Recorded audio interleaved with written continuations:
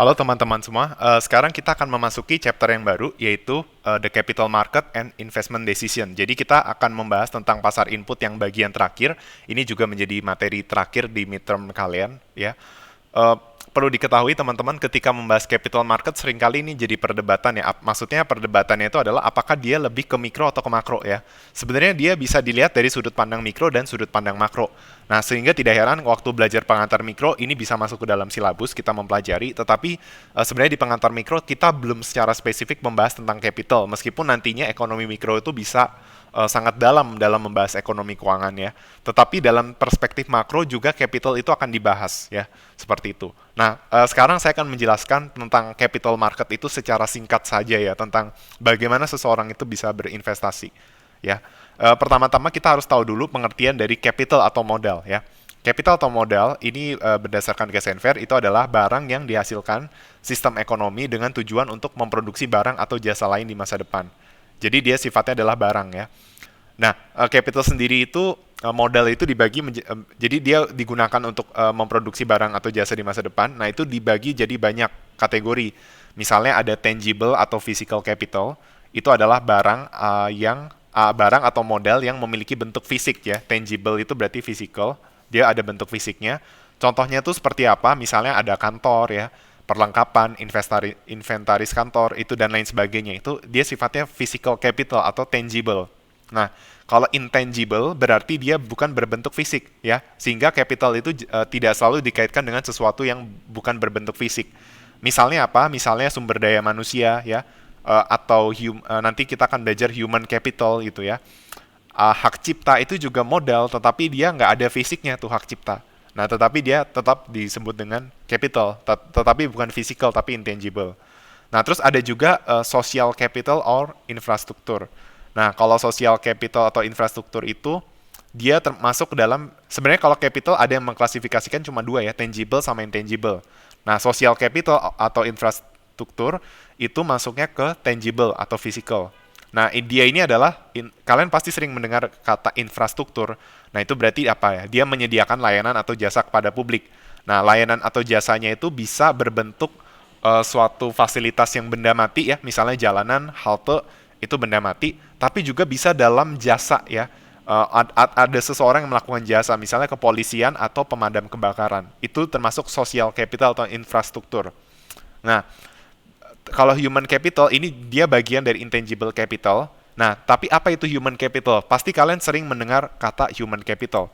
Nah, tetapi apa human capital itu? Human capital itu adalah skill dan pengetahuan pekerja. Ya, jadi setiap labor, jadi kan waktu itu aku sempat menyinggung ya, labor itu bisa dibagi jadi berbagai jenis ya. Misalnya ada unskilled labor, ada yang skilled labor. Nah, skilled labor sendiri ada yang menjadi professional labor misalnya. Kayak dosen, profesor itu mungkin dia masuk ke dalam dokter itu professional labor. Nah, tetapi apa yang membedakan antara unskilled dengan skilled labor terletak dari human capitalnya sebenarnya, ya. Semakin tinggi tingkatan labor itu ceritanya dia memiliki human capital yang lebih tinggi. Kenapa? Karena dia punya skill yang lebih tinggi dan juga mengikuti pelatihan dan memiliki keterampilan yang lebih banyak ya. Jadi skill dan pengetahuan pekerja dan itu diperoleh lewat pendidikan ya, pendidikan dan pelatihan ya. Makanya ada ekonomi pendidikan gitu ya. Itu berkaitan dengan human capital economics.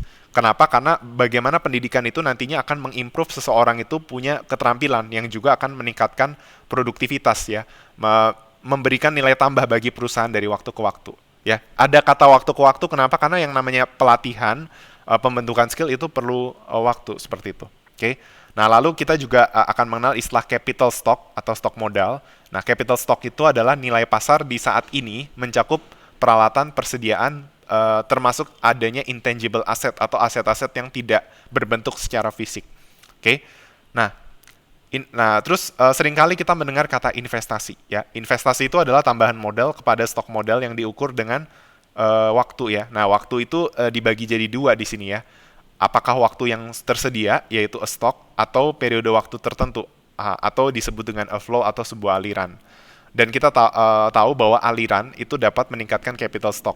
Nah, untuk menjelaskan apa perbedaan antara stok atau flow, ini merupakan hal yang penting untuk teman-teman ketahui ya.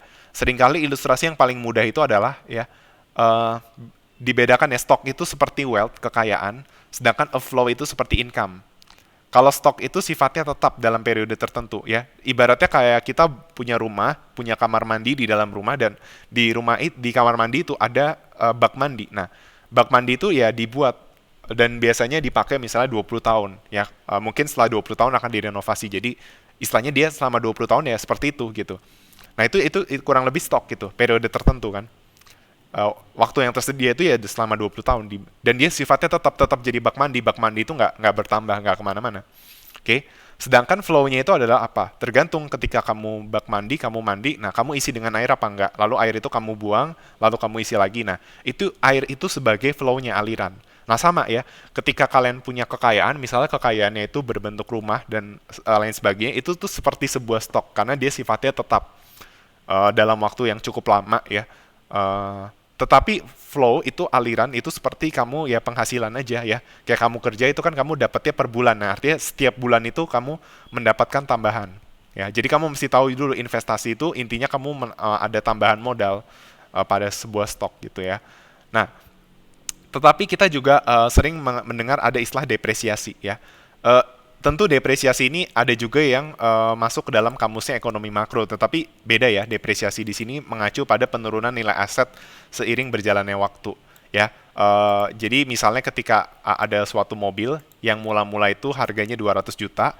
Nah, kita tahu karena mobil ini adalah barang konsumsi ya, berarti ada beberapa hal yang dia itu fungsinya udah mulai berkurang.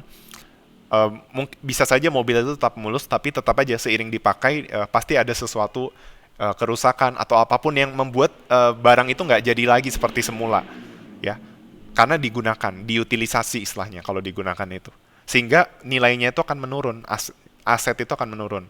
Nah, penurunan nilai aset seiring berjalannya waktu itu disebut dengan depresiasi.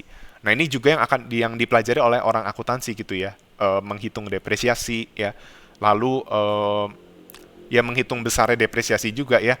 Kalau misalnya nilai suatu aset di sekarang itu berapa dan di tahun yang akan datang itu berapa, berarti berapa depresiasinya per tahun. Ya, tentu kita nggak akan belajar perhitungannya karena ini pengantar mikro aja. Yang penting kalian tahu tentang capital. Nah, jadi itu adalah terkait capital, investasi, dan depresiasi. Oke. Nah, selanjutnya kita akan masuk ke dalam pasar modal atau the capital market ya. Nah, jadi kita mesti tahu dulu ya, kalau seringkali kita mendengar istilah pasar modal. Nah, pasar modal itu apa sih? Pasar modal itu adalah tempat di mana bertemunya, ya, mungkin lebih tepatnya bukan bertemu, karena tidak harus bertemu tatap muka ya. Tempat di mana terjadinya interaksi ya. Jadi uang atau dana yang berasal dari household, ya rumah tangga, dengan firm, dengan perusahaan. Kita tahu di dalam circular diagram flow, itu ada dua pelaku ya, pelaku consumer dan producer, ada household, ada firm ya. Jadi household itu yang menyediakan, mensuplai capital, sedangkan perusahaan itu yang meminta capital ya. Jadi ingat lagi aja, perusahaan itu, firm itu demandnya capital, dia meminta modal, household itu yang menyediakan modal, supply capital. Oke, karena modal itu yang digunakan nantinya untuk mereka buka usaha. Nah, tetapi capital market itu ada yang seringkali kita mikirnya capital market itu ya saham dan sebagainya. Nah, tapi itu sebenarnya lebih merujuk pada financial capital market ya. Jadi ada kata financial nih di situ. Jadi bagian dari pasar modal di mana saver dan investor itu bertemu melalui perantara. Nah, di chapter ini masih membahas tentang obligasi dan saham ya. Nah, apa bedanya obligasi dan saham? Mungkin beberapa juga udah tahu perbedaannya, tetapi saya akan jelaskan. Obligasi itu surat berharga ya. Ingat, nanti kalau di ekonomi makro kalian akan lihat ya, surat berharga itu beda dengan surat utang negara ya. Surat berharga atau sertifikat yang berisi perjanjian antara perusahaan emiten sebagai peminjam dana dengan investor sebagai pemberi dana. Sedangkan saham atau common stock itu adalah bukti kepemilikan dari sebuah perusahaan. Nah, biasanya nanti kalau di ekonomi makro juga akan dibahas tentang ini nih di chapter di main Q ya. Ada tuh yang berkaitan dengan capital. Nanti ada kita bisa kaitkan dengan risk ya. Mungkin teman-teman udah tahu ya. Pilih mana investasi di obligasi atau di saham. Oh ya, sebenarnya itu nanti kalau di makro kalian akan belajar itu bukan investasi, menabung. Tapi saya nggak akan jelaskan itu. Jadi lebih pilih mana ya, taruh di obligasi atau di saham. Nah, obligasi itu yang dia itu risknya rendah, tapi returnnya juga rendah. Sedangkan kalau saham risknya rendah, tapi returnnya tinggi. Lebih tepatnya bukan return-nya tinggi atau return-nya rendah, expected return-nya ya. Nah, nanti kita akan belajar apa itu expected return. Nah, tetapi ini adalah gambaran dari circular diagram flow-nya ya. Um, jadi ini adalah sebuah capital market, financial capital market ya.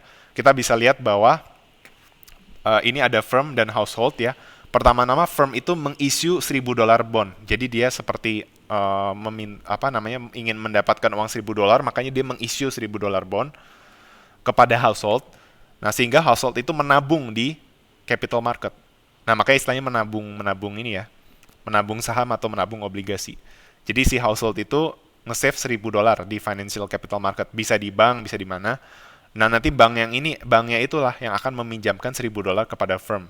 Nah, karena firm bisa mendapatkan $1.000, firm bisa melakukan investasi ya. Misalnya $1.000 itu digunakan untuk membeli mesin. Sehingga apa yang terjadi? Capital stock akan meningkat.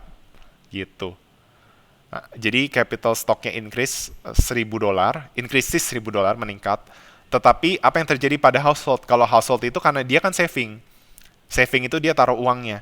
Berarti secara kekayaan bersih dia kan nggak uang itu ditaruh. Berarti kekayaan bersihnya naik $1.000. Seperti itu. Nah, orang yang berinvestasi di pasar modal akan mendapatkan keuntungan melalui bunga ya. Eh, kalau di obligasi itu ada interestnya ya, ada bunganya. Sedangkan kalau saham itu dia dapat profit istilahnya. Nah, terus ini ada istilah-istilah yang teman-teman harus tahu yaitu capital income ya. Capital income itu adalah pendapatan yang diperoleh dari savings yang telah diletakkan untuk digunakan melalui financial capital markets. Lalu ada istilah interest ya. Interest itu apa sih? Interest itu adalah pembayaran atas penggunaan uang. Nah, bedakan interest sama interest rate. Ya, interest itu pembayaran atas penggunaan uang. Misalnya teman-teman minjem 500.000. Nah, ada biaya nih ketika 500.000 ini dipinjamkan. Kan kita udah belajar ya, ketika seseorang meminjamkan 500.000 itu sebenarnya biaya dia bukan cuma ngorbanin 500.000 yang nanti pun akan dibalikin sama kamu ceritanya. Tapi dia juga ada opportunity cost tuh. 500.000 itu harusnya dia bisa pakai buat apa. Belum lagi kalau nanti belajar makro ada inflasi ya. Nah, makanya ada biayanya. Berapa 500.000 nih pembayarannya. Nah, besaran bunganya itulah yang kita kenal dengan interest rate ya, pembayaran bunga. Pembayaran bunga dan itu diekspresikan sebagai persentase dari pinjaman ya. Kalau interest rate itu pasti satuannya persen. Lalu kalau common stock ya, tadi kita udah belajar tentang saham, maksudnya tahu definisi saham, tapi kalau common stock itu adalah sebaran dari saham ya. Sebaran dari saham atau biasanya saham itu dinyatakan dalam share ya. Jadi kamu punya berapa share gitu ya, yang menunjukkan klaim kepemilikan terhadap sebuah perusahaan. Sehingga apa tujuan kamu menunjukkan klaim kepemilikan terhadap perusahaan? Tujuannya adalah kamu itu berhak atas kepemilikan dari sebaran profit atau keuntungan. Nah, lalu kita juga mengenal ada istilah dividen. Nah, dividen itu adalah hasil dari pembagian profit kepada para pemegang saham. Jadi ketika kamu punya saham, kamu megang saham, kamu berhak atas kepemilikannya kan, sehingga kamu berhak atas pembagian keuntungan yang sudah disepakati, sehingga kamu akan mendapatkan dividen gitu. Ya, kalau misalnya perusahaannya dapat untung, makanya kamu juga bisa mendapatkan keuntungan seperti itu. Oke?